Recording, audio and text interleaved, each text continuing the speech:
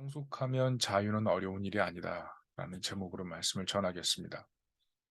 지난주 육체 정욕에 대한 메시지를 드렸습니다. 주로 내적인 문제, 곧 두려움의 문제와 연결해서 말씀을 전했죠. 세상은 다 자기 신을 모시고 살거든요. 자기 욕망을 신으로 삼습니다. 어떤 사람은 고행을 통해서 욕망을 이기고 구원을 얻으려고도 합니다. 어떤 분은 귀신을 힘입어서 살려고 신당 찾아다니고 살고 있습니다. 육체 정욕으로 사는 것 이것이 조금만 생각해도 그렇게 좋은 방법이 아닌 것을 알 수가 있습니다. 그럼에도 육체의 정욕이 너무 강하기 때문에 베드로는 우리에게 오실 주님을 바라보라라고 말씀했습니다. 오늘 말씀은 육체의 정욕이 가득한 시대에 어떻게 살아가야 하는가는 외적인 문제에 대한 말씀이 되겠습니다. 핵심 구절이 12절입니다. 너희가 이방인 중에서 행실을 선하게 가져 너희를 악행한다고 비방하는 자들로 하여금 너희 선한 일을 보고 오시는 날에 하나님께 영광을 돌리게 함이라. 이게 무슨 말일까요? 한마디로 말씀드리면 성숙하라 이런 말씀이죠.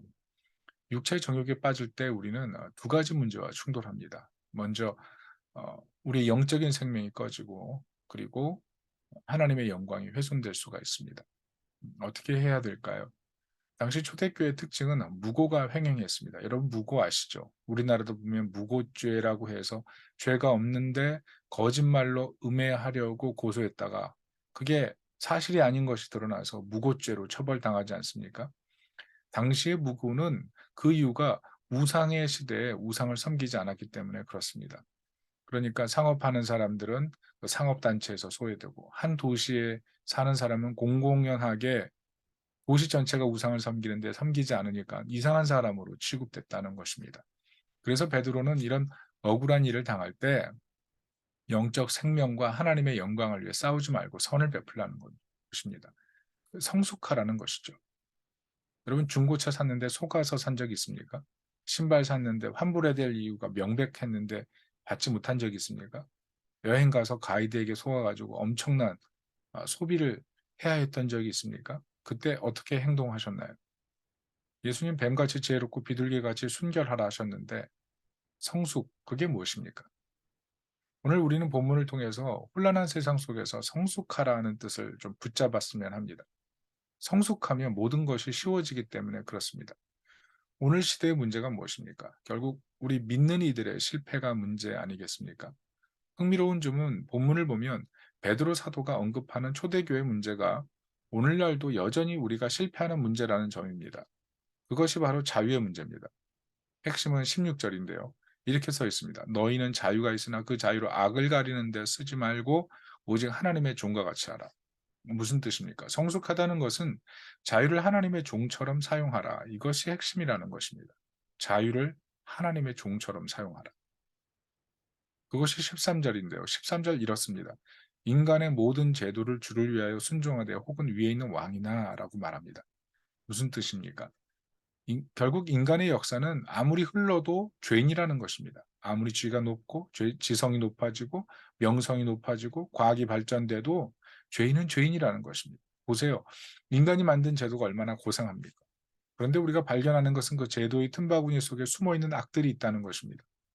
특별히 제도를 잘 아는 이들이 저지르는 그 비행을 볼 때 우리는 자신도 모르게 그들을 비방하고 대항하고 싶어집니다.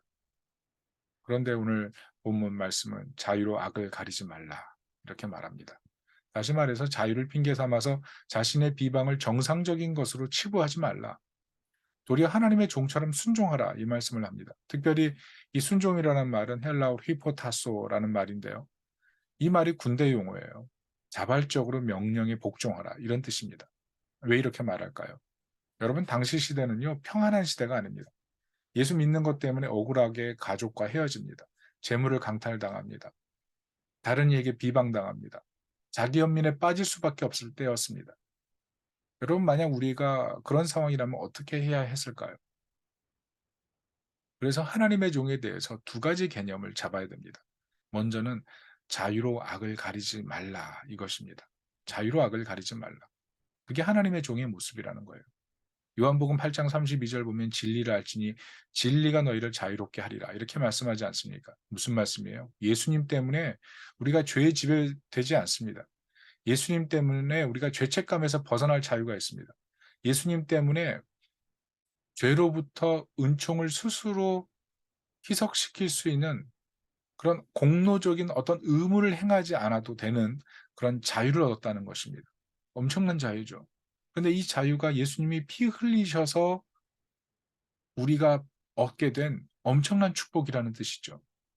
그래서 우리의 자유는 공짜가 아닙니다. 예전에는 죄 위에 살고 죄를 따라 살고 죄와 타협하고 적당한 수준에서 머물러 있었지만 그리스도의 그 고결한 희생을 바라보면 더 이상 타협하지 않고 동행하지 않고 죄 위에 살지 않는 그런 삶을 살게 된다는 거죠.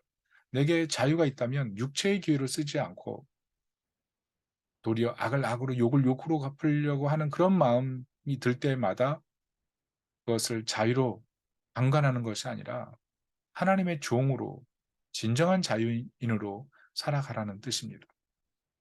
하나님의 종에 있어서 두 번째는 공경하고 사랑하고 존대하고 하나님 앞에 서 있으라. 이것이 중요합니다. 17절 이렇게 써 있어요. 무사람을 공경하며 형제를 사랑하며 하나님을 두려워하며 왕을 존대하라. 이것은 참 믿기 어려운 말입니다. 왜냐하면 오늘날 많은 사람들은 정치가 바뀌어야 세상이 바뀐다고 생각합니다. 거의 믿음 수준입니다. 그래서 서로 다른 의견이 있으면 공경하지 않습니다. 같이 앉아서 밥 먹어도 서로 거부합니다. 하나님 두려워하는 마음 잘 생기지 않습니다. 정치 지도자, 자신이 원하지 않는 정치 지도자 거의 쓰레기 취급합니다. 믿음이 들어가 있기 때문에 그렇습니다. 그래서 어떤 분들은 한국 사회를 광화문 종교라고 하지 않습니까? 그 자리에 가서 모이고 노래하고 결단하거든요. 그것이 종교와 비슷합니다. 그래서 정치가 위험합니다. 오늘날 많은 기독교인들의 문제는 자신의 신념을 우상화해서 기독교인의 신앙 정체성을 잊고 정치 때문에 교회도 안 나갑니다. 그런데 오늘 본문에서 무엇이라고 합니까? 극좌, 극우. 그게 기독교인의 모습이 아니라는 얘기죠. 무조건 반대하고 무조건 순종하라. 이렇게 하지 말라는 뜻입니다. 칼빈의 기독교를 보면 이렇게 기독교 강요를 보면 이렇게 말합니다. 정부의 불의가 하나님을 대적하는 정도면 정부에 순응하지 않을 것을 요청할 수 있습니다. 그렇지만 그 이루어가는 방식이 결코 악이 아닙니다. 그렇게 볼 때 기독교는 세상과 같아서도 안 되지만 세상의 정치에 몰입하는 것들은 더 좋지 못합니다. 성도들이 정치색 가질 수 있습니다. 정당 가입해도 됩니다. 그러나 그 정치색으로 시험 들지 않게 덕이 있어야 된다는 거죠. 그리고 결정적으로 오늘 말씀처럼 기독교 정신이 필요합니다. 무사람을 공경하고 형제를 사랑하고 하나님을 두려워하고 왕을 존대하는 그 마음이 주변 사람들에게 선하게 표현돼야 된다는 것입니다. 베드로처럼 칼 휘두르는 것이 아니고 얻어낼 것을 얻어낼 수 있는지 그게 오늘 말씀의 밑에 깔린 마음 아니겠습니까? 지난번 정부 때 장관 하시던 분이 이번 미국 의회에 참관하셔서 깨달은 소회를 사설로 쓰셨는데요. 미국 의회는 치열하게 논의한답니다. 그런데 상대방을 존중하고 얻어낼 것을 얻어내더라. 그게 우리랑 다르더라. 그래서 많이 깨달았답니다. 저는 이것이 기독교 문화에서 나온 결과라고 생각합니다. 정말 중요한 방식입니다. 폭력 아닙니다. 비방 아닙니다. 모함 아닙니다. 무고 아닙니다. 공경하고 사랑하고 존대하고 이게 문화 속에 있는 거예요. 얻어낼 것을 얻어내는 거죠. 물론 미국 의회 안에서도 하나님을 두려워하는 이런 신앙 자체가 무척 흔들리고 있지만 말입니다. 여러분 결국 우리 사회 갈등의 문제가 뭡니까? 오랜 기간 동안 쌓여온 보복심 아닙니까? 서로를 믿지 않습니다. 이 문화를 어떻게 개혁할 수 있을까요? 그 방법이 무엇입니까? 어떻게 하면 국민 정서의 평화가 있고 권위의 평화가 있고 사회의 평화가 있을 수가 있습니까? 공경하고 존중하고 사랑하고 하나님 두려워하고 그것이 하나님 나라 아닙니까? 그래서 이 베드로 사도는 오늘 우리에게 하나님 나라 시민법을 말씀하고 있는 겁니다. 특별히 종이 되라는 의미는 어떤 뜻입니까? 18절 보니까 부당하고 까다로운 상급자에게도 종이 되라 그러죠. 범사의 사환들아 두려워함으로 주인에게 순종하되 선하고 관용하는 자들에게만 아니라 까다로운 자들에게도 그리하라 이렇게 얘기합니다. 잘해주는 사람에게만 잘하지 말고 힘들게 하는 사람에게도 잘하라는 겁니다. 부당할 때 슬픔 참고 잘 섬기라. 그게 아름답다는 것이죠. 살다 보면 삐뚤어진 분들이 내 상사가 될 때가 있습니다. 악몽이에요. 그런데 그때 비방하거나 아부하지 말고 선을 행하라. 그게 아름답다. 결국 사람의 종이 아니라 하나님의 종이 되라는 얘기입니다. 내가 일하는 자리가 하나님의 집이 되게 하라는 이야기입니다. 그게 다름이죠. 세상 같이 사는데 그게 다릅니다. 무사람 공경하고 형제 사랑하고 하나님 두려워하고 왕을 존대하고. 여러분 전쟁이 언제 납니까? 욕을 욕으로 악을 악으로 갚기 시작하면 전쟁 납니다.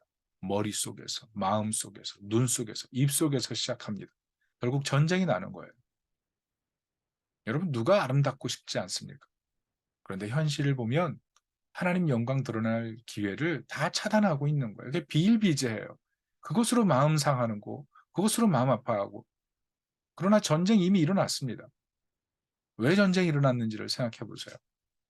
지금 우리의 현실이 어떻습니까? 우리는 과연 이 하나님의 종으로서의 이 두 가지 태도, 자유를 악의 기회로, 악을 가리는 데 사용하고 있지 않는지, 아니면 정말 성숙한 태도로 그렇게 사용하고 있는지. 여러분, 그래서 결국 하나님의 종은요, 은혜를 풍성하게 하는 사람들이에요. 낮아지고, 섬기고, 사랑하고, 경외하고. 목사님, 그거 어려운 일입니다. 이렇게 말하실 분이 있을 거예요. 압니다. 저도 현실에서 어렵습니다.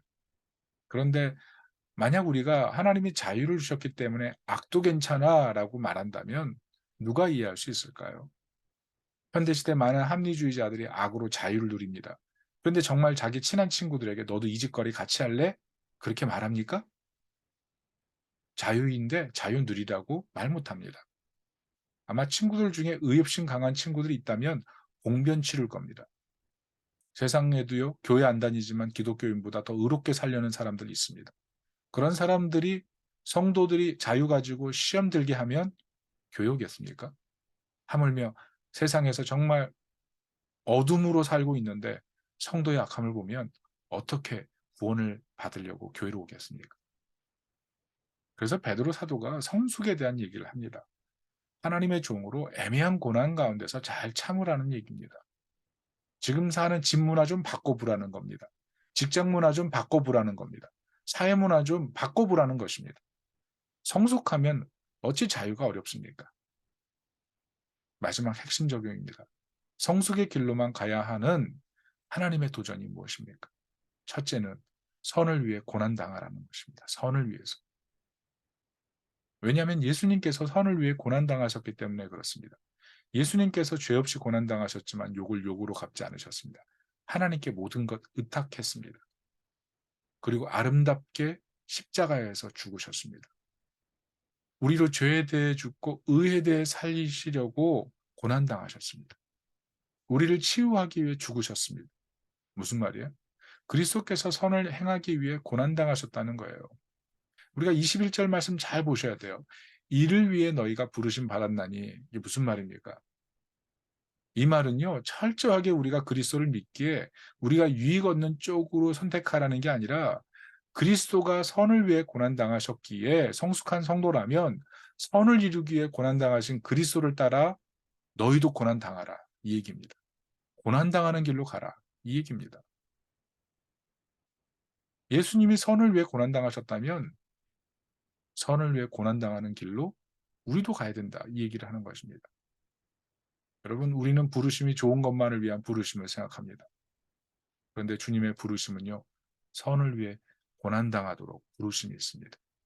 그게 초대교회 성도의 부르심입니다.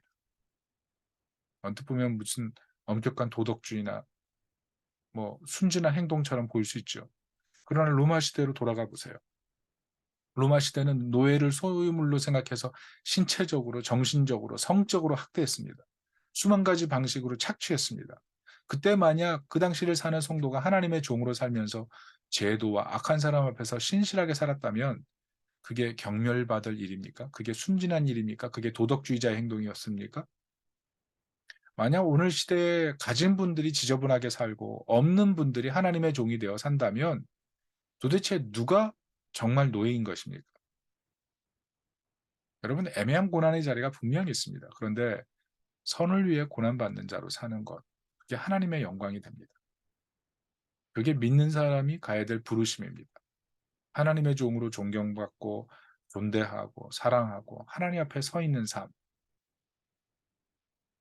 비록 어려운 환경에서도 그렇게 하나님의 뜻을 순종하기 때문에 성도만이 가질 수 있는 그 내밀한 기쁨, 그것을 유지하는 것. 그게 오늘 본문의 도전입니다.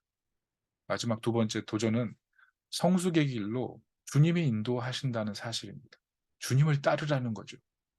25절에 이렇게 써 있습니다. 보라, 너희가 전에는 양과 같이 길을 잃었더니 이제는 너희 영혼의 목자와 감독 되신 이에게 돌아왔느니라. 무슨 뜻인가요? 우리의 목자와 감독이 주님이시라는 뜻입니다. 양이 언제 가장 편합니까? 목자 있을 때. 운동선수가 언제 가장 안정감 느낍니까? 감독이 있을 때입니다. 만약 우리 삶에 감독 없고 목자 없다면 어떻게 되겠습니까?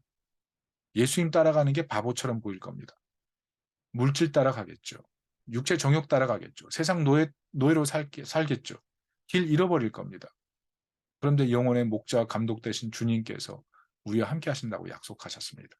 십자가에서 죽으신 주님이 그 겪으신 고난의 깊이를 이미 경험하셨기에 우리를 위험에서 건져내고 다시 싸우게 하고 버티게 하고 점점 강해져서 적을 공격할 만큼 힘을 내도록 우리의 감독과 영혼의 목자가 되셨습니다. 이게 주님의 약속이고 우리의 현실에서 경험하는 능력입니다. 우리가 누구를 따르고 있나요? 우리 마음의 길, 우리 입술의 길, 우리 눈길의 길, 그게 어디를 따르고 있나요? 여러분, 성도는 언제 하나님의 종으로 살 수 있습니까? 늘 예수님 따라갈 때. 그때 진짜 자유가 있습니다. 가장 편안한 삶이 찾아옵니다. 그러므로 주님과 함께하면 자유는 어려운 일이 아닙니다. 주님과 동행이 깊어지면 악한 정부 밑에서도 까다로운 상사 밑에서도 그리스도를 본을 삼아 선을 위해 고난을 받고 영혼의 목자와 감독 되신 주님의 인도 아래서 자유를 누리게 될 것입니다. 성숙하면 자유는 어려운 일이 아닙니다. 우리 하나님 백성으로서 세상 살면서 많은 고난 당합니다. 그러나 오늘 주신 말씀을 붙들고 이 은혜 속에 살면서 풍성한 하나님의 종으로서의 자유, 그 은혜를 누릴 수 있기를 예수님의 이름으로 축복합니다. 아멘.